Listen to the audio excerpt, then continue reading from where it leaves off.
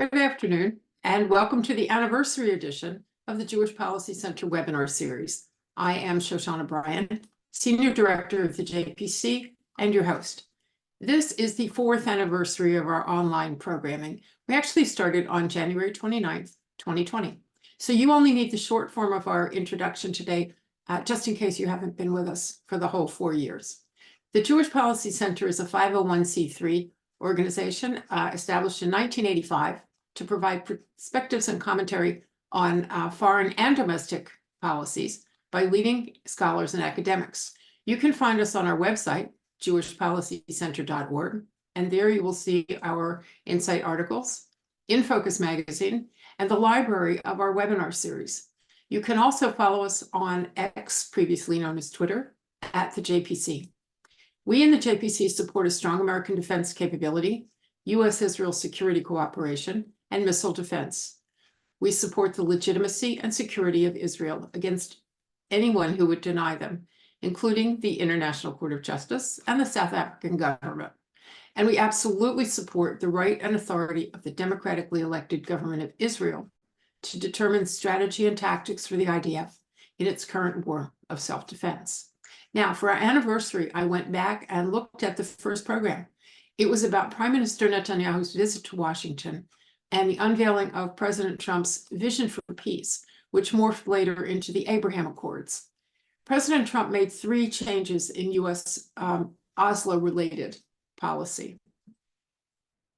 First, he changed the U.S. from a neutral party, one that accepts the claims of both sides as being equal, to that of an honest broker, meaning that we are a friend and ally of Israel, and we are willing to help Israel reach the peace it deserves.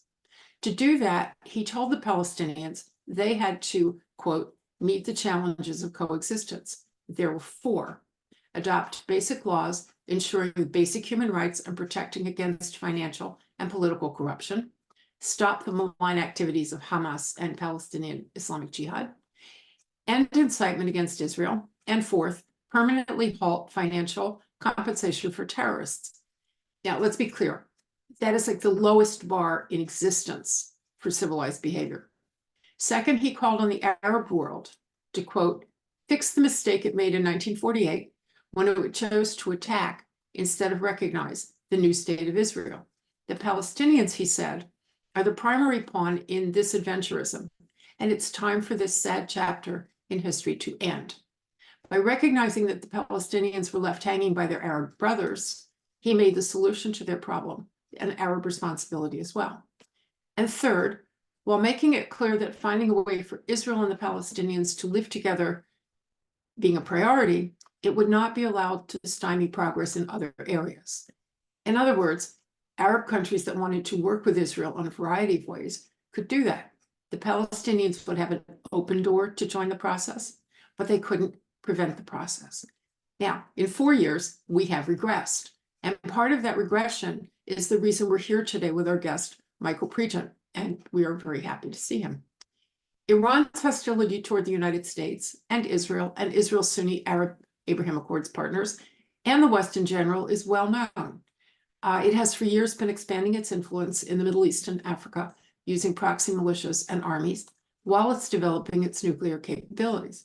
Today, we're going to look at Iranian expansion in the Red Sea, where it appears that perhaps the mullahs have finally caught the attention of the Biden administration. In my view, there is no better analyst than Michael Pregent to tell us what we need to know. He is a senior fellow at the Hudson Institute. He is a senior Middle East analyst and a former adjunct lecturer for the College of International Security Affairs, and he's a visiting fellow at the Institute for National Strategic Studies at the National Defense University. A former intelligence officer with over 28 years of experience working security, terrorism, counterinsurgency, and political issues in the Middle East, North Africa, and Southwest Asia. He is an expert in both political and security issues, including strategic planning. He served in Operation Desert Shield and Desert Storm, and was an advisor to Iraq's security and intelligence apparatus. He served as an embedded advisor with the Peshmerga in Mosul from 2005 to 2006. As a civilian, he was a political and military advisor focusing on reconciliation, insurgency, and the malign Iranian influence in Iraq which continues. He was an analyst with CENTCOM from 2011 to 13. Prior to Operation Desert Storm, he was a liaison officer in Egypt during the 2000 Intifada and a counterinsurgency intelligence officer at CENTCOM. He holds a master's degree in strategic public relations from George Washington University and is a graduate of the U.S. Army's Defense Language Institute in Modern Standard Arabic and Egyptian dialect. If I go through all the places he has written and he has spoken, we will be here for the rest of the day. Suffice it to say, he has been everywhere that you would hope a good analyst would be, foreign and domestic, in print and on the air. And now he's here with us.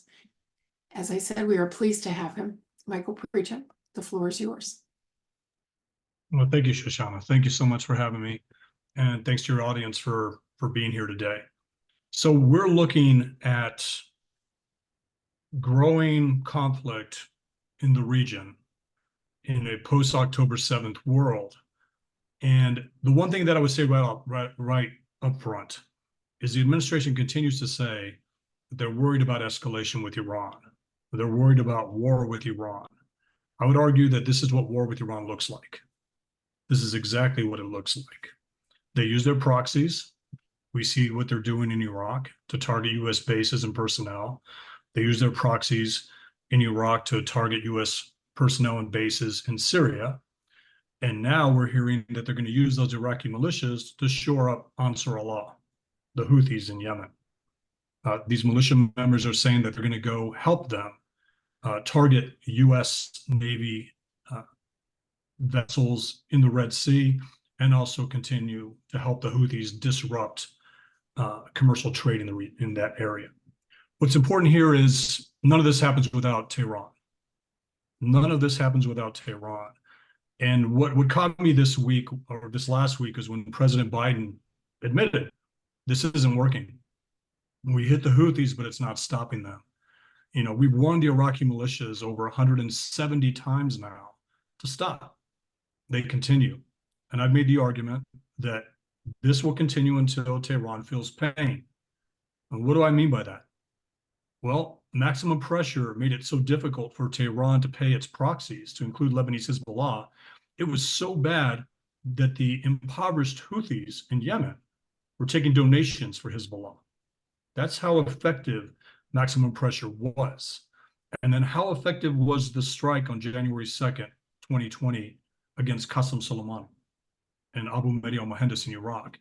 That was so effective that Iran coordinated with the United States to conduct a face-saving gesture by attacking the non-U.S. side of a base. Unfortunately, many U.S. personnel were concussed in those ballistic missile attacks using precision missiles to hit the non-U.S. side of the base.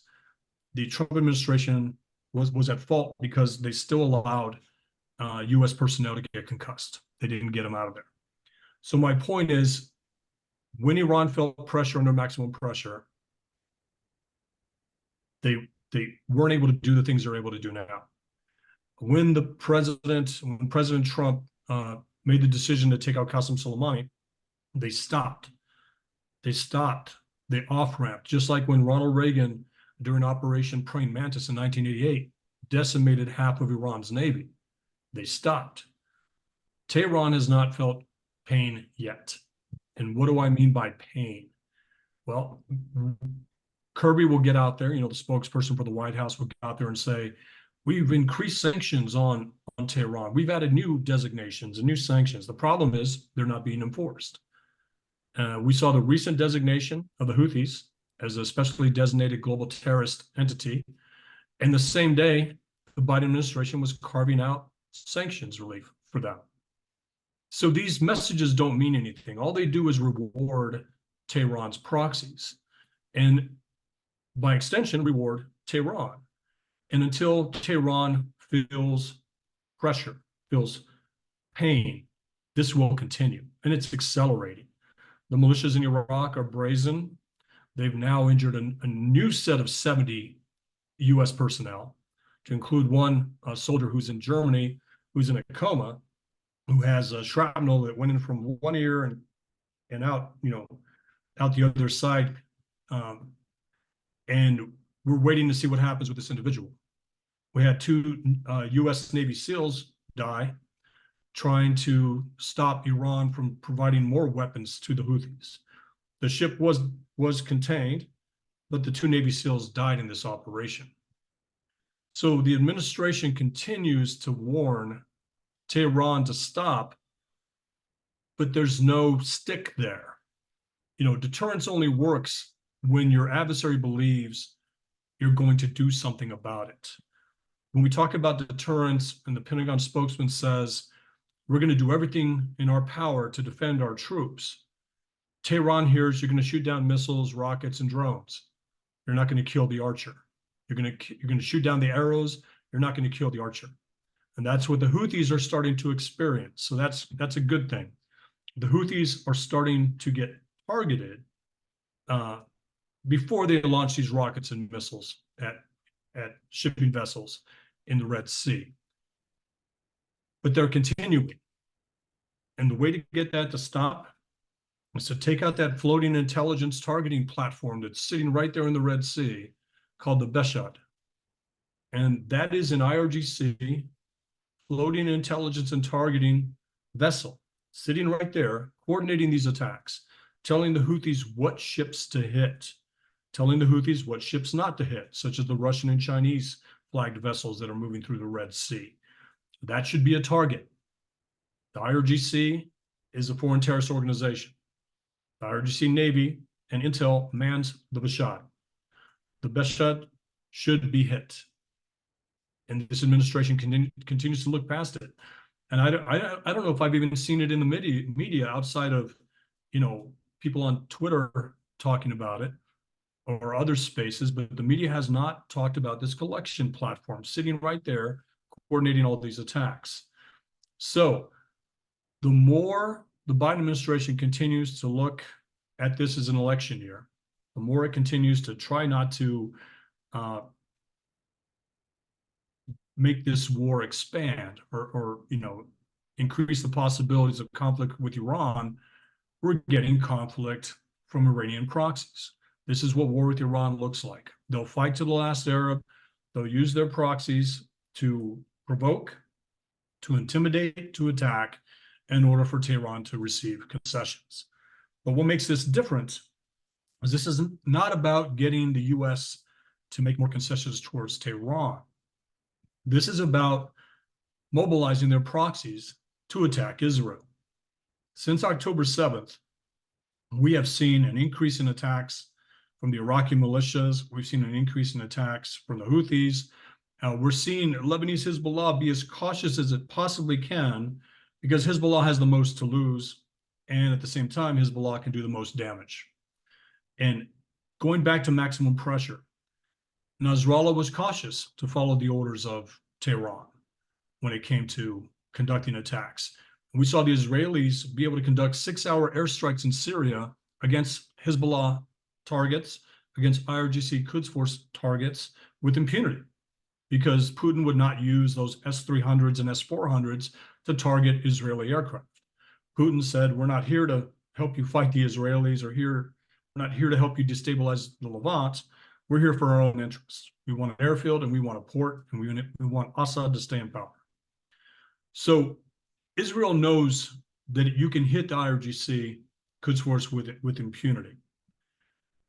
And Nasrallah knows that unless there's a strong Tehran, a financially stable, strong Tehran, that he's gonna pause before he takes the actions that he can take. And what I mean by that, we've seen cross-border skirmishes, we've seen things in the north, you know, skirmishes, attacks, but we have not seen what Hezbollah is actually capable of doing. You know, they can mobilize at the brigade level. They can fire precision rockets and missiles into Tehran that would go after strategic infrastructure, command and control centers, and more military targets and population centers, but with precision, after overwhelming the Iron Dome with a bunch of dummy rockets going in those directions. So that's the biggest threat to Israel right now. And how do you send a message to Nasrallah? You decimate the Iraqi militias attacking U.S. positions. You start hitting IRGC facilities inside of Iran. When Trump warned about that, the Iranian people were okay as long as it was a strike against the IRGC, a strike against the regime. So communicating that message again, that the next time one of these militias attacks the US position, that we are going to hit a target inside of Tehran tied to the regime and the IRGC.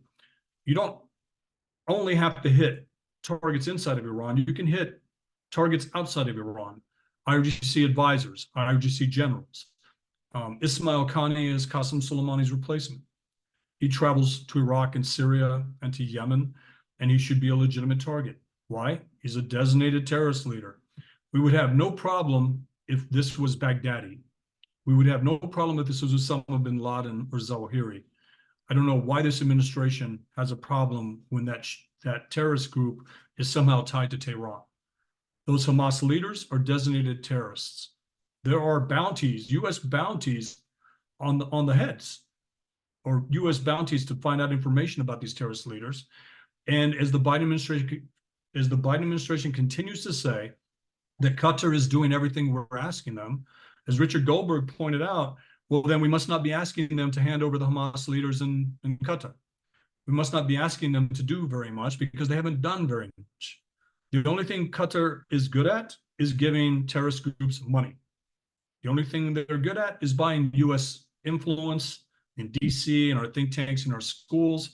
And we're seeing Al Jazeera, its media wing, basically support every terrorist organization attacking U.S. positions and U.S. allies, and doing that from the comfort of a strategic alliance with the United States as a major non-U.S. partner, or a major non-NATO ally. So this is playing into Tehran's hands. They're able to do all of these things. Qatar is brokering ransom payments that benefit Hamas and the regime in Tehran. Qatar is basically spreading propaganda that supports the Houthis, supports the Iraqi militias, supports Hezbollah, Hamas, and discredits everything Israel is trying to do. Not only are they doing it in the Levant, in the region, they're doing it here at home. They're doing it here. The Atlantic Council is basically, it's one of the prestigious think tanks in DC, but if you look at the 20 years of its track record on making recommendations when it comes to Iraq, the JCPOA, Afghanistan, they've been wrong. The Atlantic Council takes a lot of money from Qatar and the UAE. The Qatari Prime Minister will be at the Atlantic Council on Monday. He will be interviewed by David Ignatius of the Washington Post, where Qatar also has a 5% stake in the paper. So I don't expect the Prime Minister to be asked any tough questions, or maybe he will ask tough questions, because we saw Jared Kushner and a lot of Americans who are concerned about the anti-Israel rhetoric coming out of Qatar and coming out of Al Jazeera, host a private dinner with the Prime Minister. And all of them said that they had concerns. And after leaving that dinner, they felt better about it because somehow the notion that Barack Obama asked Qatar in 2011 to open up back channels with Hamas meant that Qatar was doing exactly what it was asked to do. No, Qatar was never asked to fund Hamas. Qatar was never asked to give terrorist leaders safe haven and a platform on Al Jazeera to spread jihad, and a platform on Al Jazeera to basically embed Al Jazeera reporters with terrorist organizations to film attacks.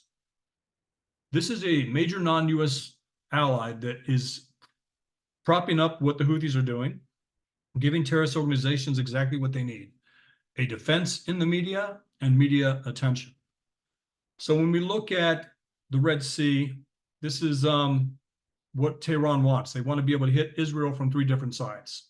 The Houthis are a big part of that, to be able to launch these missiles. Thankfully, Israel is able to shoot these down. The US Navy is shooting them down as well. So now the focus is on international shipping. And the US focus needs to be on Tehran, needs to be on Doha, needs to be on Baghdad, needs to be on another major ally in Turkey. We need to focus on what our allies are saying when it comes to Israel, and what our allies are doing to support terrorist organizations that are attacking America's most strategic and important ally in the region. Okay, that gives us a great basis for talking about what's going on here. And I know I promised not to ask you like historical questions, but I do have one kind of. Sure. I think Americans are confused. I mean, we're often confused, but I think Americans are confused by who the Houthis are. If you saw some of those demonstrations that said, we stand with Yemen against America, but it's the Right. Houthis actually who are at war with Yemen. So we're confused. Right. Are the Houthis a clan? Are they Sunnis or Shia? Who are they in the context, first of all, of the Yemen war, and then the context of the Red Sea? So, you're so right when you say we're easily fooled or we're easily confused. We're able to make sense with the 30 and above American. We're not able to penetrate the thinking of the American that's under 30 years old. When you see people say that they support Hamas and the Houthis, well, neither are supporting the Palestinians, right? Neither of them are supporting the Palestinian people. So the Houthis are a Shia group inside of Yemen that is at war with the internationally recognized legitimate government of Yemen. So when somebody says we're with the Houthis, we stand with Yemen, that contradicts itself. You cannot be with the Houthis and stand for the recognized government by the international community and the UN that is being attacked by the Houthis. The Trump administration placed a foreign terrorist organization designation on Ansar Allah, the Houthis. Their motto, death to Israel, death to America. It's the same following. And they put that designation on for a reason, because they are a terrorist organization. But they are a terrorist organization that grew its capability under the hand of Tehran. The JCPOA, the Obama administration said, hey, this is not about terrorism. But Annex 2 of the JCPOA fueled terrorism. It delisted all of these entities tied to the IRGC, tied to financial support to these terrorist groups through SEPA Bank and other banks. And the Houthis grew their capabilities under the protections of the JCPOA during the Obama administration. It wasn't until the Biden administration released $100 billion to $150 billion in frozen assets that Tehran was able to grow the capabilities and create new militias in Iraq, but to start basically giving the Houthis a capability to attack Saudi Arabia, giving the Houthis a capability to fly drones, to be able to conduct attacks on behalf of Tehran, where Tehran would say we had nothing to do with it, yet the targeting was all based on IRGC intel and targeting data to the Houthis. So they are a terrorist organization. I want them to be a foreign terrorist organization again, not this SDGT. It's something that when we designated the IRGC a foreign terrorist organization, I said that they are now, the DoD now has equities, meaning DoD can now target these things. And some of my peers that are in the Brookings Institute said, no, it doesn't mean anything. I said, but you were arguing that a specially designated global terrorist designation meant we couldn't hit them. And you were saying then it needed to be an FTO in order to target it. What I do like is the Biden administration started targeting them before the designation. So DoD has equities here. It is a terrorist organization. It should be continued to be looked at as a threat, because now it's actually growing capability, because Tehran continues to give it drones to be tested. It sends missile components over to Yemen, where they put them together there. And one of the questions was, do the Houthis have the capability to build these things? Well, they have the capability to put them together. And Tehran sends them the technology, has the advisors on the ground through IRGC advisors and Lebanese Hezbollah advisors, and they are partnered with this group. If you're a terrorist group when Lebanese Hezbollah is there to advise you. You're a terrorist group when the Quds force is there to advise you. and you're a terrorist group because you are a terrorist group. Okay. So far at least, all we've done in terms of retaliation is go to the Houthi level. We shoot down their missiles, which is a good thing. I'm not complaining, but we haven't actually attacked them. And are we falling short by only attacking the front line and not attacking the rear? I mean, the rear being Iran. Right. Houthis can do this as long as Iran can supply drones. The Houthis can fly the drones toward our ships. We're not getting anywhere, are we? Right. Until Iran feels pain, this continues. The president said none of this is working. It's not working because Tehran has not felt any pressure from the U.S. Instead, they basically brokered a ransom deal of $6 billion from the U.S. for 5 dual citizens. And that money is sitting in a Qatari bank where Qatar can lend against it. And also money is fungible. It gives Tehran $6 billion to be able to use to support its militias. Another $10 billion from Iraq. So how is Tehran being warned to stop when this administration keeps giving it things? It clearly gives it things because it doesn't want what it calls a wider war. So we've narrowed the war to the thing that we think we can hit without a bigger political problem. But here's a question. Right. You know how the US government works. Is this a decision by the president not to go after Iran? Or do we have, I don't know, what do you call them? Sort of functionaries who make these decisions. Well, let's go hit this ship and let's go hit that ship and let's just hope it all stays where it is. Is this an executive sort of a decision, or is this people who don't want to do anything? When you look at who's making these decisions, it's the same people that were in the Obama-Biden administration. Austin was at CENTCOM. Jake Sullivan was there when Hillary Clinton was Secretary of State. You have, John Kerry in his hybrid role. I don't even know what he's doing now. I think he's going to work on Biden's campaign. But you have the same people from Anthony Blinken to Secretary Austin. And behind all that are the same people. Susan Rice is a special advisor, and the JCPOA was Obama's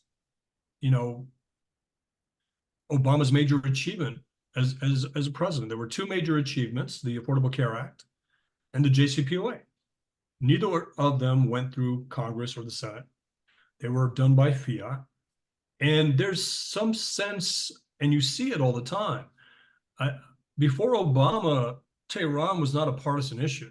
The Islamic State of Iran was not, the Islamic Republic of Iran was not a partisan issue. And then Obama embraced it. And now when Democrats criticize Tehran, it's almost like they're guarded. They want to make sure they're not offending Obama. And so when you ask about the decision making, it's more for American consumption than it is for deterrence. When you get out there and you have a spokesperson say that, make no mistake, we are going to defend our troops. I'm like, you're not defending our troops if you're not killing the archer. You have to kill the militia getting ready to launch. Shooting, it's cost effective. Hit them instead of wasting millions of dollars on precision guided air defense assets or air defense munitions, and take out the archer. We are starting to do that in Yemen, but we continue to warn them. Shoshana, this is something that the Obama administration did back in the ISIS campaign, and the Trump administration through Secretary Mattis and Brett McGurk did during the ISIS campaign and during the Syria campaign. They'll warn Iran of an attack so that they hit empty buildings. Remember that first attack on the Houthis? There was a 2-hour window where they knew it was coming, where they were able to move things out of these places, and we hit buildings to avoid killing terrorists. And we have the capability to show the battle damage assessment, those secondary explosions. We need to see more of that, because this shouldn't just be about a talking point for Kirby or a talking point for the Pentagon spokesperson. This should be a clear message to our adversaries and our enemies that the U.S. is serious. And I don't think they've seen one serious effort by the United States Hamas killed 30 Americans. We have 8 hostages unaccounted for. We don't even know if there's proof of life. And this administration acts like that was an attack on Israel and Israel alone. It was an attack on the international community by a group that was green-lighted by Tehran to conduct an attack that would be so devastating that would force Israel to do what it's doing now. And this administration acts like October 7th was 2 years ago. And that is a problem. And we're seeing the pressure being put on this administration by all these protests here in the United States, again, funded by Qatar, funded by Turkey, allies. And we need to seriously look at the Turkish alliance and see whether Turkey should be a part of NATO. But we definitely need to end the alliance with Qatar. There's no reason to have it. That base is not there anymore for Iraq. That base is not there anymore for Afghanistan. We don't need it. We can move it to Bahrain. We can move it somewhere else. But we should not give the bar in Star Wars this much power, or the Continental Hotel and the John Wick series this much power. Having a base in a country should give us leverage, not Hamas.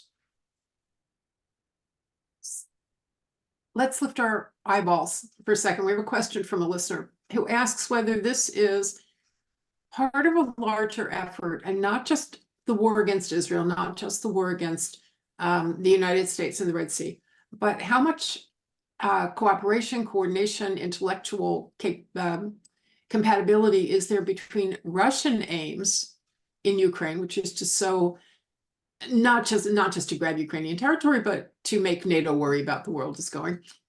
Is this also happening in the Middle East? Are Russia and Iran coordinating? China and Russia coordinating? China and Iran coordinating? Is this a larger effort to sow destabilization across a much wider field, and therefore give China and Russia inroads in places they otherwise wouldn't have? I would say yes. Yes is my short answer. Yes, there's coordination. Here's a slightly long. Here's the strategy. What's that? Give us a slightly longer answer. Oh, absolutely, absolutely. So the strategy behind that, again, what we see in the last year of a weak presidency is that our adversaries test the waters. In the case of the Biden administration, they've been doing it the whole 4 years. They saw weakness from the get-go. Again, Biden lifted the FTO designation against the Houthis. That was to appease Iran. Then we saw the failure in Vienna with the Iran deal that Russia and China set there as our mediators. And were surprised in open press stating how surprised they were at how much the US would give away to Tehran. So they had a front row seat to see what this administration could tackle. Again, this is Obama's team that failed with Iran, failed with ISIS, failed with Assad during the Obama administration. They got promoted, elevated to a position where they were trying to broker these deals again. And if you can't take on the Taliban and you can't take on Tehran, how are you going to take on Beijing and Moscow? So the failures in Vienna and the failures with Afghanistan led Putin to say, okay, I can go into Ukraine, especially when you hear messages like, well, it depends on how much, depends on how far they go into Ukraine, right? Those are green lights to dictators. So we have the Hamas leader going to Moscow. We have Russian forces inside of Syria coordinating with Lebanese Hezbollah. We have the Russian-Iranian military pact for their naval vessels to share ports with Chinese ports. So we have China, Russia, and Iran in a military pact in this area. So Russian intel would know what Hamas would be up to. Chinese intel would know what Hamas would be up to. And we should have known. And we didn't know. And the Israelis should have known as well. But again, we're not listening to the Cassandras. We're now finding out that there were analysts inside of Israeli intel that said, this could happen. This is what we're hearing in chatter. And it was dismissed because when something is so dangerous that's being warned about, I think it's a lot of analysts' default position to say it's not going to happen, or that's outlandish, that's not going to happen. So I would say this is a strategy to test this administration. And, the Pentagon says our strategy is to be able to conduct 2 wars simultaneously in 2 parts of the world. But our media cannot handle 2 stories on 2 parts of the world. So Hamas conducts this attack on October 7th, and you don't hear about Ukraine for a month or 2 months. You can hear about both. We should be focused on what happened. I'm focused. I've changed since October 7th. I used to avoid talking about the Israeli-Palestinian situation because I didn't want to alienate all of my Sunni Arab and Shia Arab friends that help us fight militias and Al-Qaeda. But October 7th changed all of that because you could see, to the person's question, this is more than an attack on Israel. This is Russia and Ukraine. This is China testing the waters in Taiwan. And this is now Iran creating havoc in the Levant to overwhelm the Biden administration.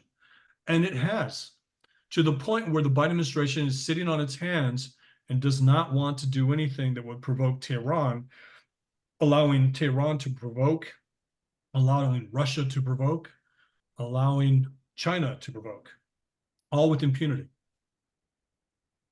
So they're provoking. We do have a question from someone who's listening that asks, is it conceivable that one of Iran's proxies, or China's or Russia's, will go too far and kill, quote, an unacceptable number of Americans? What happens when that happens? I take issue with the unacceptable number of Americans. I would say one American, and it should change everything. But they've already done that with the 30 Americans. But this administration continues to say, well, they're dual citizens. We saw that language in Afghanistan. Oh, they're dual citizens. Some want to stay in Afghanistan. They don't really want to leave. We should not water down the status of an American based on a passport or a dual passport situation. Tehran has killed, does an American die in a heart attack? Is Tehran responsible for that? Yes, its proxies launched a rocket attack in which that American died of a heart attack. The soldier that's in Germany right now, if he dies, the Biden administration should do something. But if we have to remember, Qasem Soleimani was taken out because an American Iraqi translator named Narwaz Hamid, who was a key, crucial part between U.S. special operations and Iraqi special operations to go after ISIS, was killed in a Kitab Hezbollah attack on December 20th or December 27th, 2019. And that led to a U.S. response, coupled with the embassy attack or the attempted seizure to take out Qasem Soleimani and Abu Mahdi al-Mohandes. I do not know if the Biden administration feels the same way. For me, an unacceptable number is one. I'm afraid that the Biden administration, that number is much higher because the Biden administration is acting like 30 Americans weren't killed on October 7th. The Biden administration isn't even talking about the 8 American hostages still being held. Are they even in Hamas's control anymore? Tehran has put a bounty now, or have basically secured a ransom of $1 billion per American hostage, based on our good ally Qatar's mediation. And I'm concerned because this administration may have a higher number, and we don't even know the severity of these injuries to the U.S. forces in this attack this last Saturday. They're not sharing that information with us. And we don't know the 30 Americans that were killed. Why aren't they on the media every day? Why aren't the hostages on the media every day, the 8 remaining hostages? Why is a journalist in Moscow more important than a hostage in Gaza? That concerns me because this administration is trying to, roll out the Benghazi playbook.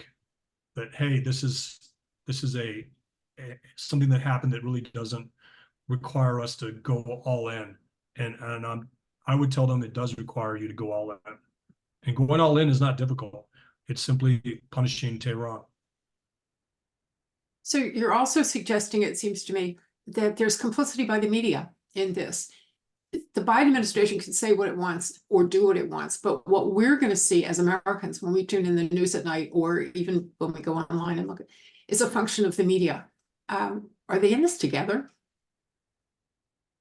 The media is trying to keep up with social media, unfortunately. And social media, if I post something from yesterday, the first response you get is, well, that's from yesterday. That's 6 hours old. So you see, the media doesn't smother a story until they got all the life out of it. Media does a story and then moves on to the next. And, it's it's so frustrating because how is it that we don't know the names of those 8 Americans being held hostage? Why aren't their families on primetime media every night criticizing the Biden administration? If the Trump administration was in place, the media would happily have them up there criticizing the Trump administration for not doing enough. It's complicity in the sense that, you know, the same excuses made after October 7th. Well, they kind of deserved it. I mean, that's really the message, right? From the media and from a lot of these protests is that, well, it happened to Israel, so therefore there's got to be a reason why it happened to Israel. Instead of just saying that's wrong, they always look for that moral equivalency position to fall back on. And the media, they're not even doing that. They're just simply not talking about it. So there is complicity. The media is dying. You know, that's why we talk about how do you reach that American that's 30 and below. It's not through the media. It's through TikTok. It's through Instagram. It's through other platforms. And that's unfortunate because this is the first time in our country since 9/11 where I feel that if there was a 9/11 style attack on this country, that 30% of this population would say we deserved it. You know, you saw all those idiots saying that they wanted to convert to Islam. And I'm talking about the idiots that were converting to Islam, believing they could do so as an LGBTQ person or an atheist or these other things. Basically reading the Quran is, hey, this is really good stuff. Not knowing that you couldn't live that way in Gaza. But where can you be gay? Where can you be an atheist? Where can you be all these things? In Israel. You know, it's to me, it's such a simple argument that if you actually got them to listen, the only obstacle would be that if you change their minds, it would mean that they bought into the lie. It would mean that they were sheep. It would mean that they didn't have that think for yourself, you know, azimuth that all of us should have. You know, question groupthink. Don't fall for the madness of crowds. You know, think for yourself. And we're not seeing enough of that. And the media certainly isn't doing that at all. So a listener wrote in exactly to your point that he feels that we have a less than patriotic public. And you talked about Israel and what the Israelis know, what the Israelis do, but it's also about what we know and what we do. And it seems to me that a lot of the demonstrators that you see in New York and San Francisco and Los Angeles are as much against the United States as they are against Israel. And that bodes very, very ill if we end up having a war and we need people to fight in this war. How are we going to do? Do we have the capability to go to war if we need to go to war? Now, I know everything you've said so far has been manageable by the forces that we have. We're talking about strikes in Iran and strikes against the Houthis. But what if it gets bigger? Does the United States still have the ability to encourage people, to bring people to the service of our country? This guy is concerned. I'm a veteran. I'm a 20-year veteran.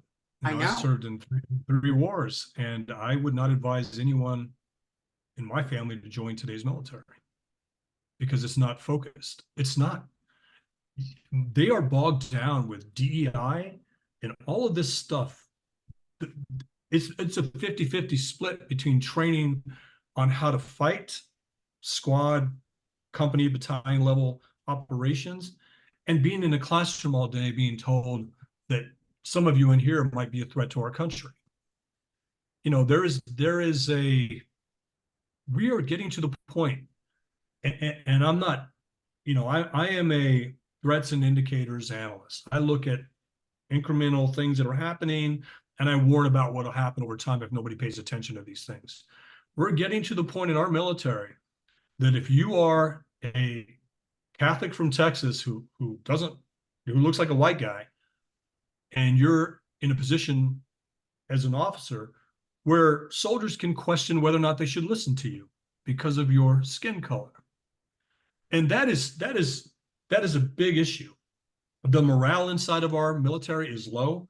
I get calls from officers all the time saying, or messages, and they're always back chatting.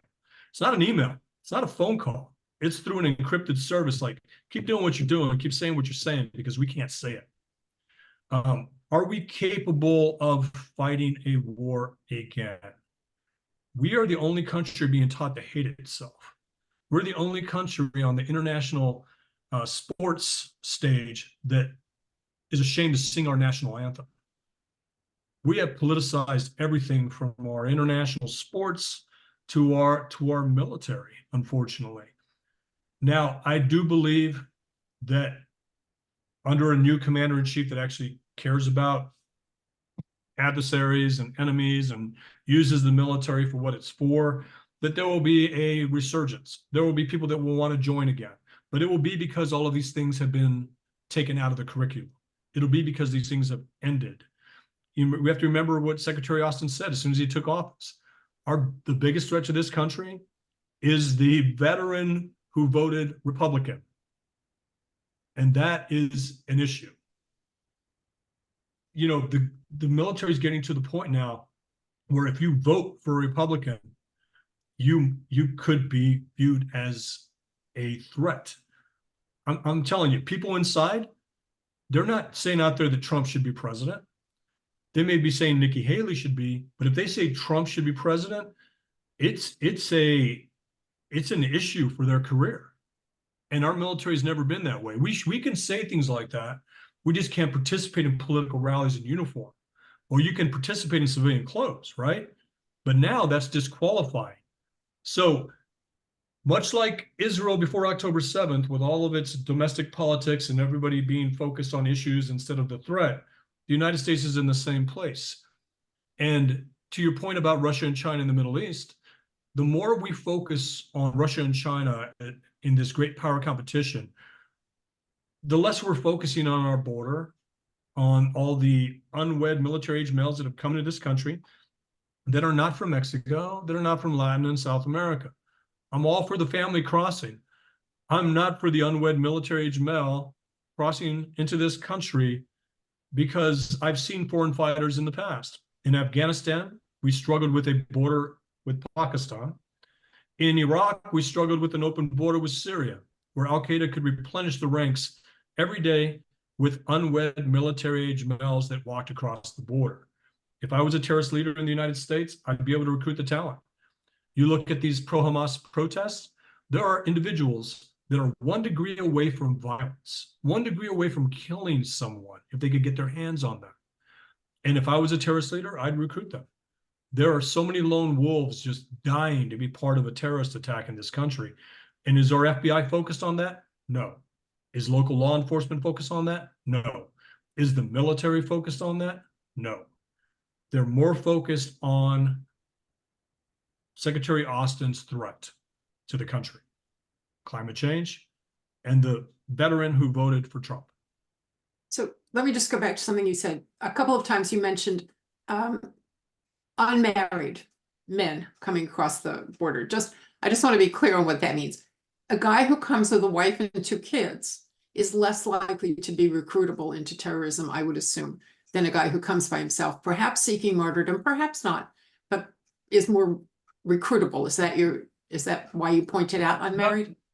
Not all of them, right? So you have 8 million unwed or 2 million gotaways, 8 million unwed military-aged males in this country. And you don't have to recruit but 10 of them, 20 of them. So the family member, the husband with the wife and kids, is less likely because of the wife and kids. Right. If they are killed in Iraq during a precision strike against ISIS, and he comes over, he's more likely to be recruited to exact revenge against U.S. airstrikes that basically empowered Qasem Soleimani's Shia militias during the ISIS campaign. So you don't have to recruit but 10, 100 out of this talent pool. But the unwed military-age male becomes disenfranchised very quickly because they believe, and I'm not kidding you, I've been to refugee camps in Iraq and Turkey with Syrian refugees and Sunni males that fled the ISIS control. And they said, I can't wait to get to Europe because they will love me. They want a real man like me, and all the women will like me. And they believe that they come to the United States, that the whole world opens up to them. And they quickly find out that's not true. So what happens to that disillusioned, disenfranchised person that came here that bought into the lie? I'm going to recruit that guy. I'm going to say they lied to you. They told you it was going to be good here, and look how they treat you. Here's a weapon. Here's $500. Go do something, or better yet, martyr yourself in the name of Allah, and you're good to go. And the thing is, they don't have to become jihadists to conduct attacks. They just simply have to want payback in some form. And you could still recruit them to conduct attacks. Okay, we've gone pretty far afield from where we started, Michael. Sorry about that. And Sorry. no, That's it's me. good. It's important because I think every subject that you hit on is an important subject. But we moved away from Iran and the Houthis in the Red Sea, and we've moved off to Europe and the Ukrainians and the Russians and the Chinese, and things that are happening in the United States, military policy plus social policy. I have to admit, I'm slightly depressed. Now, we're coming to the end of the program, and people who watch the program know Right. that I don't like to end on that note, because otherwise I'm going to spend the whole Absolutely. next week being depressed.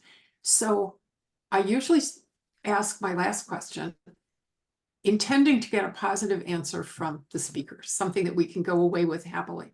I don't have one. Can you say something positive to our audience as we leave them so that they don't spend the rest of the week drinking? Okay, I can. Good. Everything I say, there are solutions. I'm a solution-based analyst. So I would say is Tehran does believe that if they kill an American, we will do something. That's a good thing. The Houthis aren't as powerful as everyone's saying they are. That's a good thing. The Iraqi militias are low-hanging fruit. That's a good thing. Nasrallah is worried about getting involved. That's a good thing. We have more attention now than ever on these issues because of what happened.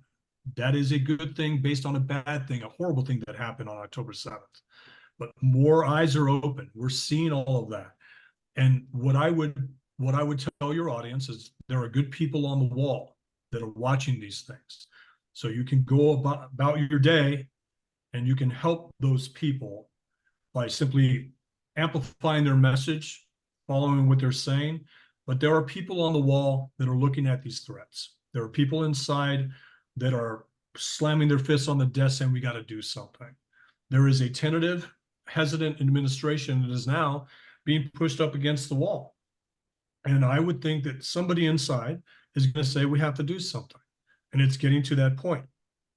When you hear Joe Scarborough and Mika Brzezinski say, shouldn't we start focusing on Iran? Maybe it's time to hit Iran to make this stop. That's a good thing. So the best thing you can do is, if you're going to drink, smile, drink with loved ones. If you're going to worry about these things, find your champion. Find your champion out there, support them, amplify their messages. And I looked at the people watching this right now. There are a lot of champions in this audience. There are a lot of people that are on the wall, including yourself, Shisha. So I see comfort in that. We are in good company, and we're focused on the right adversary, and the administration is hearing us. We don't need to be on the media. We can do it this way. There's a lot of influence. And Elon Musk has been a big part of that when it comes to X, being able to talk about these things. Because if this was under other control, we probably wouldn't be able to talk about this as much as we wanted to. We'd probably get censored, probably get deplatformed by criticizing Qatar or criticizing Hamas or the Palestinian issue. So there's a lot of things that we can do. We have tools at our disposal, sanctions and designations, that all we have to do is enforce them. When it comes to Qatar, all we have to do is warn Qatar that we're about to end this relationship, this alliance, and Qatar will stop. We can have think tanks disclose the money that's coming in from these foreign entities, and we can stop these things. You look at the power of the private sector when it comes to funding these universities in New York. There are positive things that are happening. Our adversaries believe you cannot kill an American. If you do, the United States will do something. So that is a good thing.